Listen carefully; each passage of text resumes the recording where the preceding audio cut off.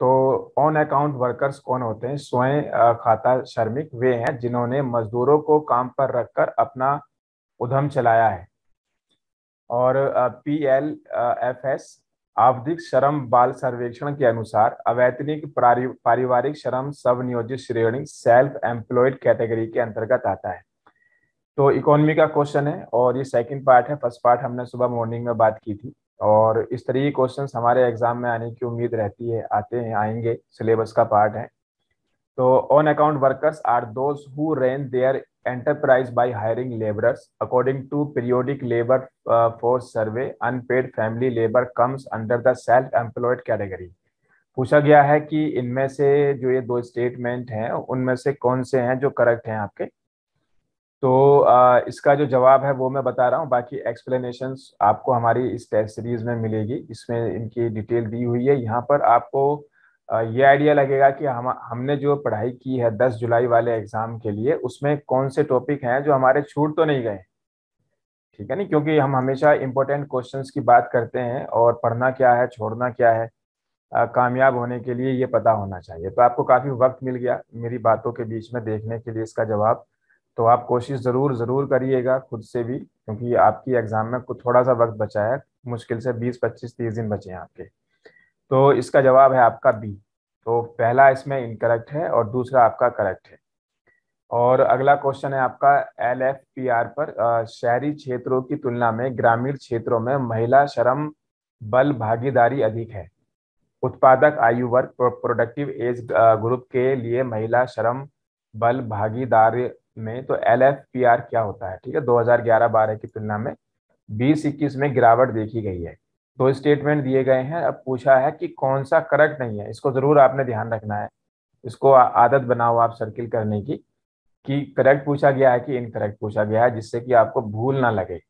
तो अगर मैं इसको इंग्लिश में भी देख देता हूँ। Female labour force participation rate is higher in rural areas as compare to urban areas. और female labour force participation rate LFPR for productive age group has shown a decline 2020-21 compared to 2011-12 levels. और कौन से statement हैं जो आपके incorrect हैं? इसमें question number 14 की बात है। तो ये दोनों के दोनों ही आपके जो है इनकरेक्ट हैं आपके, मतलब दोनों के दोनों सही हैं। मतलब सही का मतलब ये है कि इसमें नॉट करेक्ट पूछा गया है। ठीक है, तो ये भी ठीक है और ये भी ठीक है। नॉट करेक्ट पूछा है, सही नहीं है। तो दोनों ठीक है, ये भी ठीक है, ये भी ठीक है। तो इस हिसाब से इसका जवाब जो होगा कि ना तो पहला ही गलत है ना ही दूसरा गलत है आपका। ठीक है, तो यहाँ पर कई बार कंफ्यूजन होता है इस तरीके से, तो आपने ध्यान रखना है। अगला है आपका PMEGP, प्रधानमंत्री रोजगार सृजन कार्यक्रम। प्रमुख कोर योजनाओं, core of the core schemes में से एक है।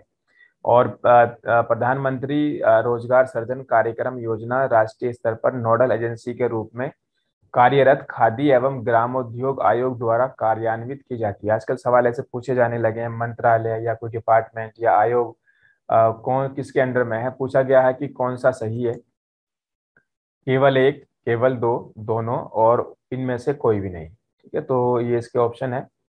और ये इंग्लिश वर्जन है इसका। Prime Minister Employment Generation Programme is one among the core of the core schemes. और PMEGP scheme is implemented by Khadi Village Industries Commission KYIC functioning as nodal agency at the national level. Which of the statement given above is are correct? तो इसका जो option है आपका, इसको देख लेते हैं। क्वेश्चन नंबर 15 की बात है। तो जो पहला वाला है, ठीक है, तो वो इसमें इनकरेक्ट है। दूसरा वाला आपका करेक्ट है, यानी कि इसका बी जवाब होगा। एक्सप्लेनेशन आपको हमारी टेस्ट सीरीज में मिलेगी। और क्योंकि ये टेस्ट मैं वहीं से पढ़ रहा हूँ, और कालानुक्रमिक क्रम में गरीबी उन्मूलन के संदर्भ में समितियाँ, ठीक है, कुछ कमेटीज बनी है और उनको व्यवस्थित करना है। ठीक है, तो arrange following committee with respect to poverty alleviation in chronological order. ठीक है, क्रोनोलॉजिकल ऑर्डर में आपने बताना है पहली कमेटी कौन सी आई थी, दूसरी कौन सी, तीसरी कौन सी। तो ये सारी कमेटीज का ऑर्डर बता पूछा गया है, जिसमें इन्होंने एक ऑर्डर दे दिए हैं चार, कि सबसे पहले कौन सी बनी थी, उसके बाद कौन सी, उसके बाद फिर कौन सी आई है।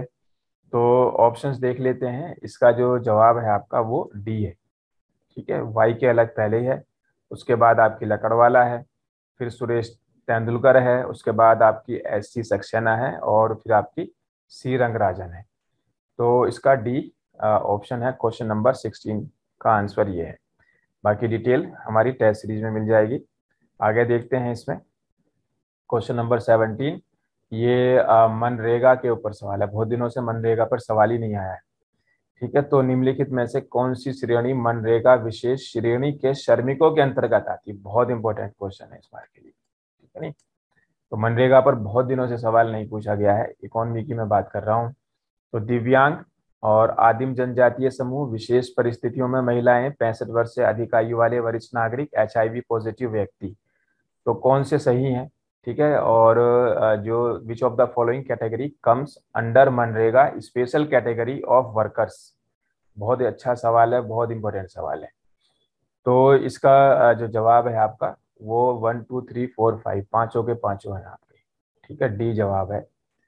तो इसका जवाब आपका डी है। बहुत अच्छा और इम्पोर्टेंट क्वेश्चन है इस बार के लिए। ठीक है, आपने तैयार करना है, और काफ़ी दिनों से मनरेगा पूछा भी नहीं गया है। और अगला सवाल है, ये भी आपका मनरेगा के ऊपर है। ठीक है, तो यानी कि मनरेगा इम्पोर्टेंट है इस बार के लिए।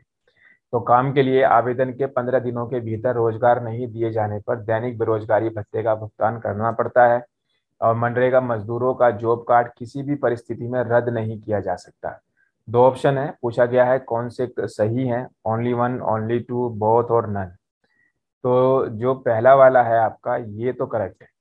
ठीक है ना, तो ए जवाब है इसका, दूसरा वाला गलत है आपका। तो ए ऑप्शन आएगा। और इंग्लिश में भी है यहाँ पर। तो daily unemployment allowances has to be paid if employment is not given within 15 days application of for work.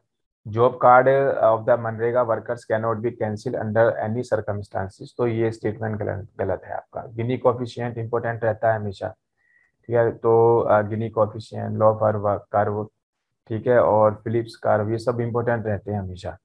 तो ये 19 है आपका। और इसमें पूछा गया है गिनी कोफिशिएंट, गिनी गुणांक के संबंध में कथनों पर विचार करिए। Consider the following statement with respect to Gini coefficient.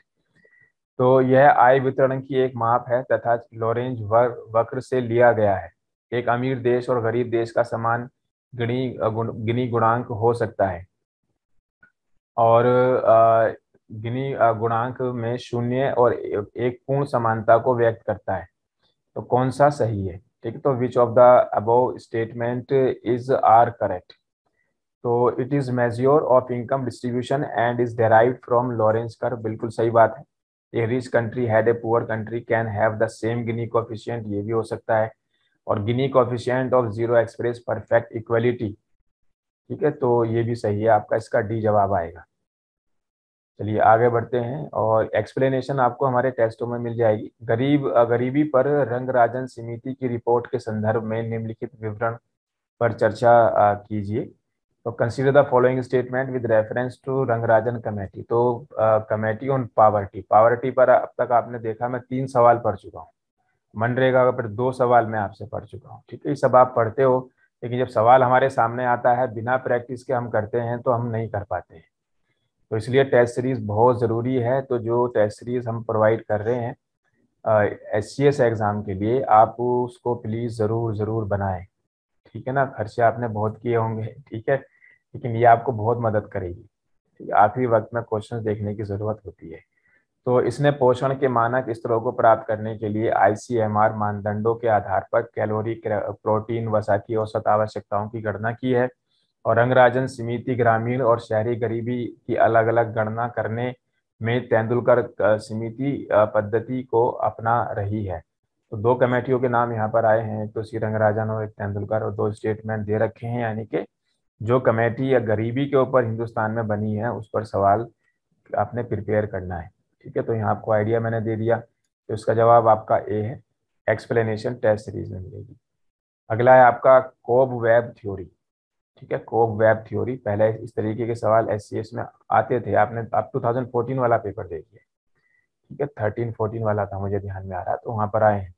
तो कोब वेब थ्योरी का विचार है कि मूल्य में उतार चढ़ाव से आपूर्ति में उतार चढ़ाव हो सकता है, जो बढ़ती और गिरती कीमतों के चक्र का कारण बनता है।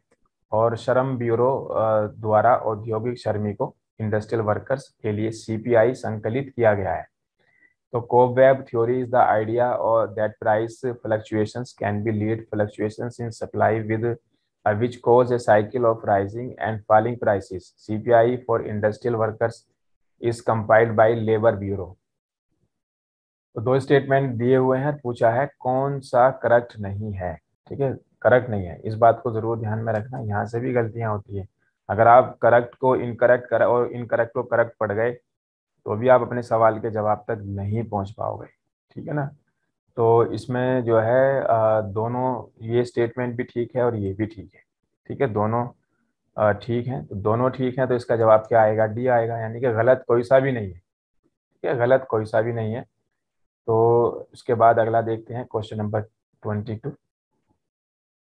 थोक मूल्य सूचकांक के ऊपर है, WPI के ऊपर। Fuel and power group has the highest weightage while calculating web wholesale price index. तो थोक मूल्य सूचकांक की गणना करते समय ईंधन और विद्युत का भारांश सबसे अधिक होता है। Question number 22। ठीक है, तो आपको पता होगा WPI के अंदर आपके करीब 697 कॉमोडिटीज हैं और ज़्यादा शेयर मेरे मेरे ख्याल से तीसरे नंबर का शेयर होता है, ना कि पहले नंबर का, ये ईंधन फ्यूल वगैरह का। तो ये गलत होना चाहिए। ठीक है, तो दूसरे प्रोडक्ट हैं जो ज़्यादा होते हैं आपके एग्रीकल्चर जुड़े हुए। और ये WPI का ना, ये महंगाई को दर्शाता है। उसके अलावा केंद्रीय सांख्यिकी संगठन द्वारा कृषि मजदूरों के लिए CPI संकलित किया गया है। तो CPI for agriculture labourers is compiled by Central Statistical Organisation. तो इसमें जो है आपके ये ऑप्शंस दिए हुए हैं करेक्ट बताने। ठीक है, करेक्ट बताने। तो पहला तो गलत ही है, मैंने बताया था अभी कि इनका परसेंटेज जो है ये हाईएस्ट नहीं है आपका। ठीक है, हाईएस्ट नहीं है। और ये आपका CSO वाला भी नहीं है। ठीक है, अब NSO आ गया है आपका, तो इसका जवाब है आपका डी। डी जवाब है आपका, दोनों गलत है। चलिए, तो इसको आपने देखना है, इम्पोर्टेंट है। और इसके बाद अगला जो क्वेश्चन है आपका मुद्रास्फीति इन्फ्लेशन के ऊपर है। तो मुद्रास्फीति का अर्थ किसी अर्थव्यवस्था में सभी वस्तुओं और सेवाओं की कीमतों में वृद्धि है। और अर्थव्यवस्था में अप्रत्याशित मुद्रास्फीति सामाजिक लक्ष्यों सोशल गोल्स की परवाह किए बिना धन का पुनर्वितरण करती है। ठीक है, तो दो ऑप्शन है, पूछा गया है कौन सा सही है। 23। तो inflation means increases the prices of all goods and services in economy. और unanticipated inflation in economy leads to redistribution of wealth with no regard to social goals. आपके करेक्ट पूछा गया है। तो पहला वाला स्टेटमेंट गलत है, दूसरा आपका सही है। ठीक है, बी है इसका जवाब। एक्सप्लेनेशन आपको टेस्ट सीरीज में मिलेगी। और उसके बाद है आपका भारतीय रिजर्व बैंक द्वारा भारत सरकार के परामर्श से मुद्रास्फीति लक्ष्य निर्धारित किया जाता है। और 6% उपभोक्ता मूल्य सूचकांक मुद्रास्फीति 15 अगस्त 2016 से 21 की अवधि के लिए लक्ष्य है। तो इसके जो है क्वेश्चन नंबर 24। तो ये दोनों स्टेटमेंट आपके ठीक है। ठीक है, दोनों ठीक है, तो मैंने जल्दी से पढ़ दिया, एक्सप्लेनेशन आपको उसमें मिल जाएगी आपकी। चलिए, तो अगला सवाल भी आपका CPI ग्रामीण के ऊपर है। ठीक है, तो CPI और WPI इसका मतलब आपके एग्जाम के लिए इम्पोर्टेंट है। ठीक है ना। तो आजकल CPI का इस्तेमाल किया जा रहा है ये जो इन्फ्लेशन है उसको जांचने के लिए। ठीक है, तो 2014 से किया जा रहा है। तो जो अगला क्वेश्चन है, क्वेश्चन नंबर 25, यहाँ पर मैं इसका जवाब बता देता हूँ। ये दोनों के दोनों स्टेटमेंट आपके ठीक है। ठीक है, तो इनको आप कर लो और उसके बाद फिर मैं फिर दोबारा से आपसे मिलूंगा जल्दी। और बाकी अगर एक साथ आप ऑल टेस्ट हमारे मंगाना चाहते हो तो उसका लिंक मैंने डिस्क्रिप्शन में दे दिया है। ठीक है, उसकी डिटेल आपको मिल जाएगी, ज़्यादा वक्त नहीं बचा है 10 जुलाई में। और कोई इंफॉर्मेशन छूट ना जाए, क्योंकि 100 क्वेश्चन को टारगेट आपने करना है। तो कहीं ऐसा ना हो आप मेहनत ही करते रह जाओ और बहुत सारी चीज़ें हमारे जब हम पढ़ रहे होते हैं ना हमसे छूट जाती हैं। तो हमें एक्सपर्ट सपोर्ट की, कोच की ज़रूरत पड़ती है। कुछ ऐसा ना हो कि जो हमने पढ़ा ना हो।